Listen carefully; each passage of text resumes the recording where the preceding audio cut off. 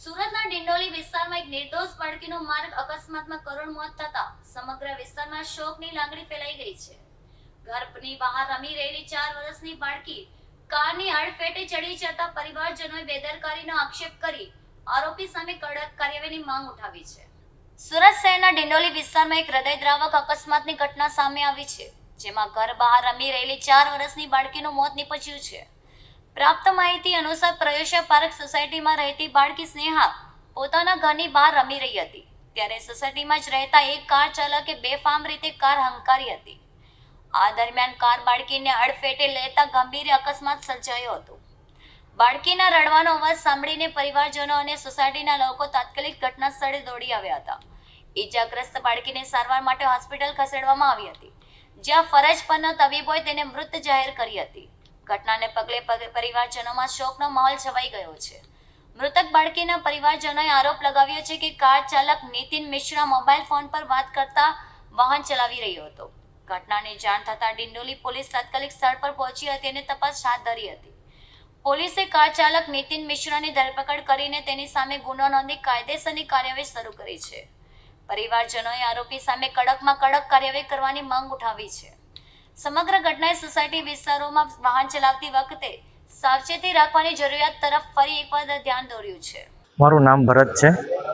હું પ્રયોશામાં રહું છું. ઘટના એવી બની હતી કે મારી ભાઈની છોકરી જે રમતી હતી, ઘરના આંગણે બેસેલી જ હતી, બીજે કશે પણ નહીં ગયેલી. તેના પર અમારા સોસાયટીનો મેમ્બર છે 21 નંબરમાં એ નીતિન મિશ્રા કરીને, તેમણે રફમાં આવીને ગાડી ચડાવી દીધી છે. અને ગાડી ચડાવ્યા પછી ગાડી એની પર ચડી હતી, પાછી એને કાઢવાની જગ્યાએ પાછી રિવર્સ મારીને પાછી એની પર પાછી ખેંચી હતી. શું કહેશો, સોસાયટીમાં બેફામ કાર ચલાવતા હોય છે? સોસાયટીમાં બેફામ કાર ચલાવતા હોય છે. સોસાયટીના ગ્રુપમાં પણ નાખ્યું છે, મીટિંગોમાં પણ કીધું છે, પણ કોઈ પ્રતિક્રિયા નથી આપી કોઈ કે આવી રીતે કરવું. બમ્પરો છે સોસાયટીમાં. શું નામ છે બાળકીનું? કેટલી ઉંમર છે? બાળકીનું નામ સ્નેહા છે, વિલાસ આરગીદી. એની ઉંમર 4 વર્ષ છે. બરાબર નથી હોર્ન માર્યો, મોબાઈલ પર વાત કરતો હતો, એના ગાડીના કાચ બંધ હતા. અહીંયાથી બૂમ પાડવા છતાં એણે સાંભળ્યું નહીં, એને બાળકી પર ચડાવી દીધી છે. અને અમારી માંગ એમ છે કે એમને સજા મળે.